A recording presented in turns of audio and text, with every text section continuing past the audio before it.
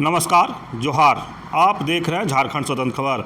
हमारे साथ बुद्धिजीवी सामाजिक कार्यकर्ता लक्ष्मण मुंडा हैं और हम लोग आज बात करेंगे कि आदिवासी नेता मारंग गुम्प के जयपाल सिंह मुंडा का जीवनी विश्लेषण पर बात करेंगे और हम जानेंगे जो मारंग गुम्प के जयपाल सिंह मुंडा के विश्लेषण, जो जीवनी विश्लेषण है, उस पर क्या कहते हैं।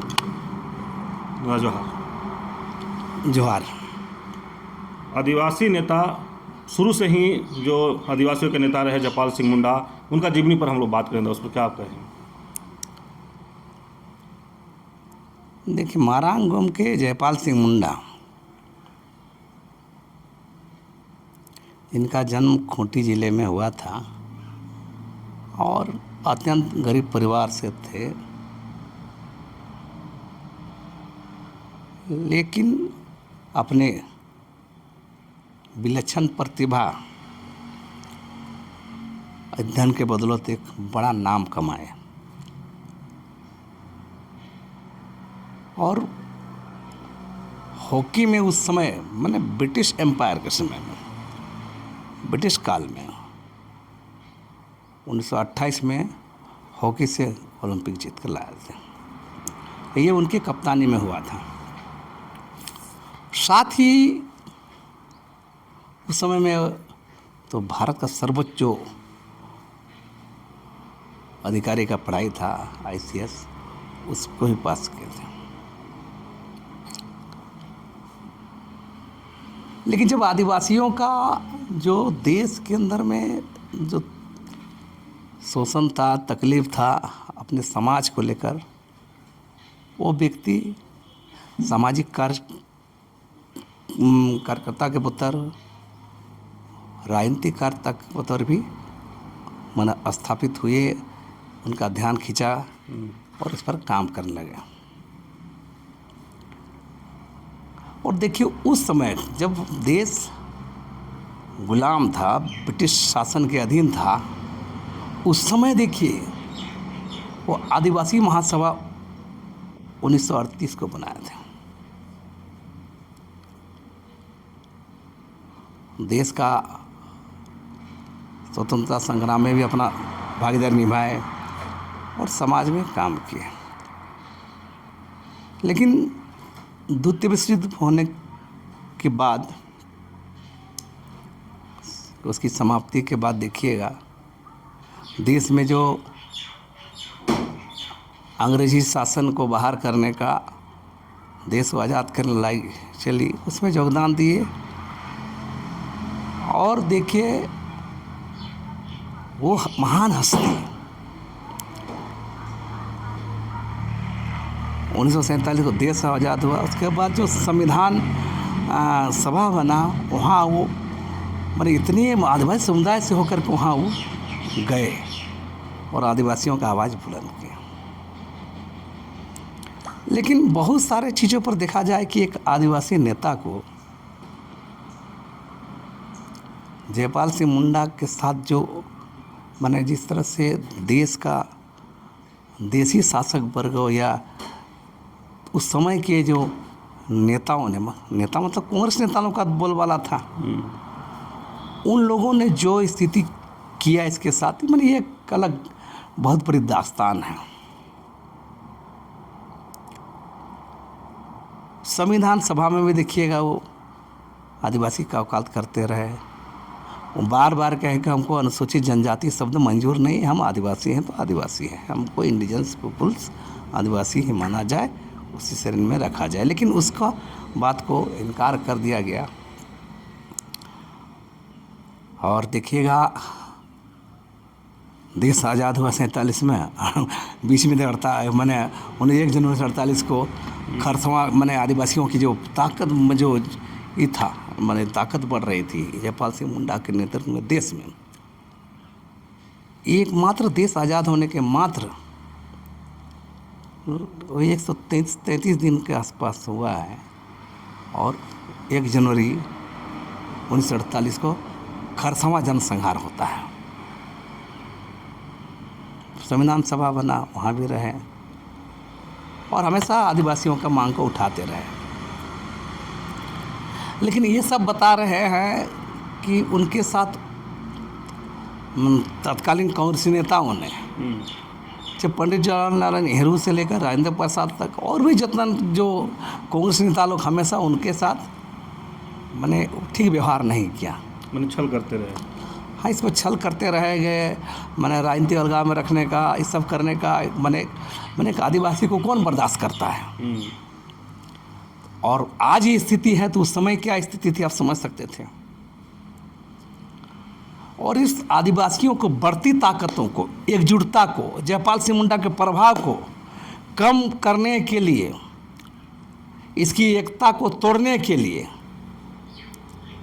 आदिवासियों की बढ़ती ताकत एकता को तोड़ने के लिए, और बता रहे हैं कि तो 1900 आदिवासी महासभा में 1938 को ही झारखंड राज्य की मांग कर दिए थे आदिवासियों का बाहुल इलाका को लेकर के। देश आज़ाद होने के बाद, संविधान बनने के बाद और मांग तेज पकड़ा।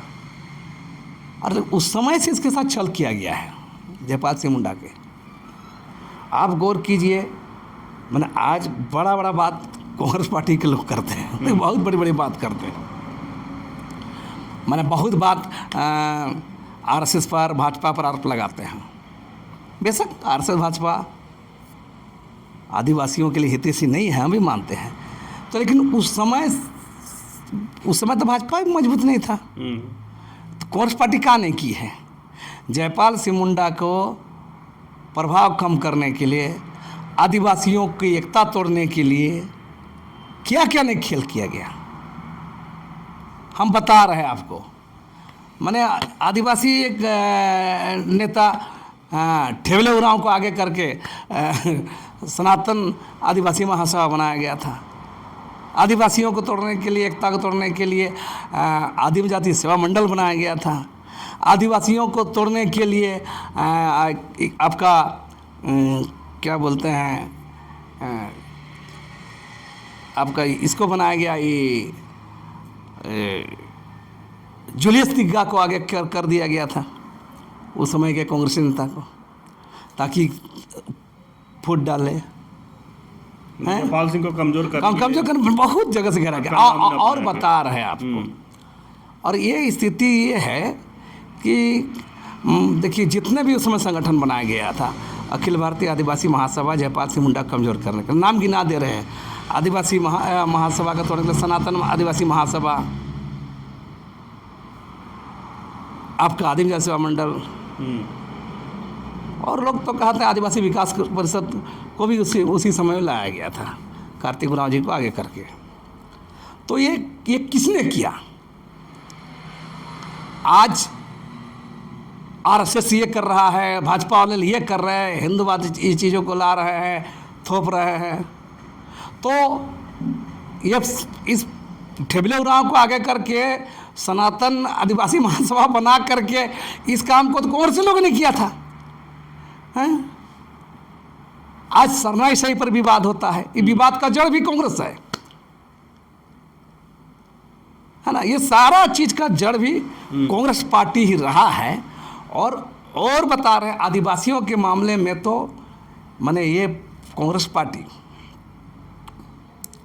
माने जो नेहरू का आधुनिकीकरण और औद्योगिकरण के नाम पर मैंने बहुत अच्छा विकास, औद्योगिकरण, आधुनिकीकरण के नाम पर बेशक आदिवासी देश में विकास हुआ है, लेकिन आदिवासियों का कब्रगाह से, आदिवासियों के लाश पर, आदिवासी इलाका को बर्बाद करके, आदिवासी एकता को तोड़ के, आदिवासियों को लड़ा करके, आदिवासियों में फूट डाल के, माने ये सारा चीज़ हुआ है। चाहे आप जो भी आदिवासी इलाका का आप देखिएगा, है ना, जो चाहे खनन परियोजना लाया गया, फैक्ट्री लगाया गया, मैंने छाट के बता रहे हैं आदिवासी इलाका में मैंने ये किया गया, आदिवासियों का ज़मीन छीना गया, जंगल छीना गया।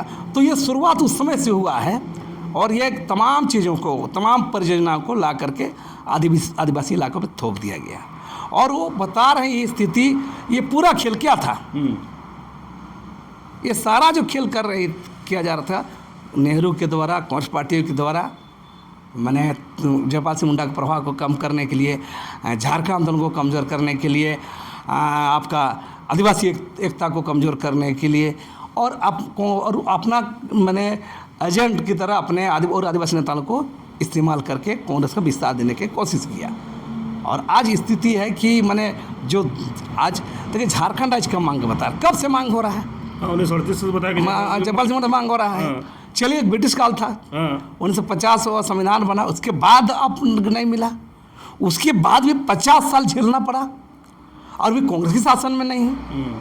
तो जिम्मेदार कौन? अगर आज झारखंड में जो घट रहा है, जो बाहरी लोग हावी हुए हैं यहाँ का तमाम चीज़ों में, चाहे ब्यूरोक्रेसी में, चाहे तमाम माइंस मिनरल्स में, चाहे सिस्टम में, चाहे नौकरियों में, इसका कारण क्या था? अगर ये मांग उस दौर में देश का संविधान बनने के समय, उसके बाद अगर दिया जाता, 60 के दशक में दिया तो 70 के दशक में दिया जाता, तो आज ये झारखंड का तस्वीर कुछ दूसरा होता और ये अलग तरह से यहाँ का आदिवासियों का ग्रोथ होता, विकास होता और अपना जो स्वाभिमान, अपना सम्मान, अपना वजूद, अपना पहचान, अपना अधिकार को सुरक्षित रखा जा सकता था। लेकिन नेता जहाँ तक आदिवासियों के विकास की बात अभी कर रहे थे कि विकास होता, लेकिन उस समय भी तो HEC आप लोग को नेहरू जी दिए, जिस तरह से कांग्रेस को कह रहे हैं कि जयपाल सिंह मुंडा कमज़ोर करने के लिए आदिवासियों को लास्ट पर विकास हुआ, लेकिन उस समय HEC मिला, कई बार प्रोजेक्ट मिला था, तो आदिवासियों के विकास तो होने के लिए उसमें आया होगा। नेहरू जी तो अच्छा काम कर रहे थे। तो आज ही बता रहे हैं ना, आज बता रहे विकास के नाम पर लाया जरूर गया, लेकिन आदिवासियों का विनाश हो गया। उसकी ज़मीन छीनी गई, उसकी संस्कृति छीनी गई, उसका अखड़ा छीना गया और बहुत आबादी पलायन कर गया। उसका दंश आज भी झेल रहा है। आज भी HEC में देखिए कहाँ के लोग नौकरी कर रहे थे। तो जो आप देखिए, चाहे वो राउरकेला स्टील प्लांट लगा, चाहे वो आपको दामोदर घाटी परियोजना हुआ, तमाम जगह देखिएगा जो जमीन जो लिया गया आदिवासी इलाके का, उसको न समुचित पुनर्वास किया गया, न समुचित मुआवजा दिया गया, न समुचित बसाया गया, है ना। आज वो दंश झेल रहा है। तो आज जितने भी मामला आज हुए, आज देश में प्रधानमंत्री मोदी का सरकार है, भाजपा की सरकार, कांग्रेस पार्टी चिल्ला चिल्ला के बोलती है कि मोदी ये कर रहा है, मोदी ये कर रहे हैं, भाजपा ये कर रहे हैं, उसका ये कर रहा है। तो हम कह रहे हैं कि ये सब दरअसल नौटंकी है। मोदी या भाजपा या जो सरकार में है, कोई नया चीज़ नहीं कर रही है, वो वही चीज़ कर रही है जो कांग्रेस इस देश के राजनेताओं को यहाँ का सिखा के गया है। सरना से विवाद कांग्रेसी लोगों ने शुरू कराया था। आदिवासियों को सनातनी महासभा हिंदू का प्रभाव कांग्रेसी लोगों ने दिया था। आदिवासियों में फूट डालने का काम भी कांग्रेसियों ने किया था। आज भाजपा वाला लोग कर रहे हैं, तो कोई नया चीज़ नहीं कर रहे हैं। तो मेरा कहना है भाजपा से जरूर खतरा है, लेकिन इस खतरा का शुरुआत, इसका बीज कांग्रेस और नेहरू के समय ही रोपा गया था, जो आज भी झेल रहा है लोग। लेकिन दादा, जिस तरह से मारंग घूम के जयपाल सिंह मुंडा की बात करके उनके साथ नेहरू जी धोखा किए या कमज़ोर करने की कोशिश, तो क्या नेहरू जी डर गए थे इनसे, इनका प्रभाव से? आदिवासियों का जो आंदोलन होता है, इसकी एकजुटता से कांग्रेस पार्टी नेहरू डरा हुआ था और इसीलिए इतना खेल हुआ है। और आज इसको इतना राजनीतिक अलगाव में रखा गया, हम बता रहे हैं, दमन किया गया। उस समय के तमाम माने आदिवासी अधिकारों पर लड़ने वाली जो झारखंड पार्टी बनाया था, उसको भी टॉर्चर किया गया और लास्ट तक में उसको इतना मजबूर किया गया, उसको अपना पार्टी को कांग्रेस में 63 में विलय कर दिया गया, 1963 में। देखिएगा आप चुनाव में देखिएगा, 21 बिहार विधानसभा में 34 गो विधायक जी मैंने इनकी पार्टी जीत के आती थी। उतने बड़े शख्सियत को, है ना, उतने बड़े शख्सियत को ये कांग्रेस पार्टी ने डैमेज किया और उसमें जो मन आया वो किया है। और आज स्थिति, आज कांग्रेस का नेता लोग बोलते हैं कि ये करेंगे वो करेंगे, आदिवासियों की बड़ी बात करते हैं। तो इन ऐतिहासिक गलती से माने कांग्रेस पार्टी, हम कहें ना, दोधारी तलवार है। भाजपा एक तरफ से काटती है तो कांग्रेस दोनों तरफ से काटती है। और इसलिए तमाम आदिवासी समुदाय को कांग्रेस पार्टी के उस शुरुआती लक्षण से लेकर जब तक सत्ता में रहा, उसका तमाम कुकर्म, चाहे आधुनिकीकरण के नाम पर, औद्योगिकरण के नाम पर आदिवासियों को पर जो जुल्म, शोषण, अत्याचार किया गया है कांग्रेस शासन में, इसको भूलना नहीं चाहिए। कांग्रेस पार्टी का इतिहास आदिवासियों के खून से, आदिवासियों की लाश से, आदिवासियों के कब्रगाह से विकास का उधार लाया गया, जो विकास का मॉडल लाया गया, जो आज भी अभी चल रहा है, तो उन्हीं का देन है। और इसलिए आदिवासी समुदाय को, माने इस ऐसी पार्टी को पता, अभी भी वर्तमान में भी देखिए राहुल गांधी और इसके नेता बड़ी बात कर रहे हैं। अभी छत्तीसगढ़ में भाजपा की सरकार, उससे पहले भूपेश बघेल की कांग्रेस की सरकार थी। आप गौर कीजिए, हंसदे जंगल कट रहा था भूपेश बघेल के समय में।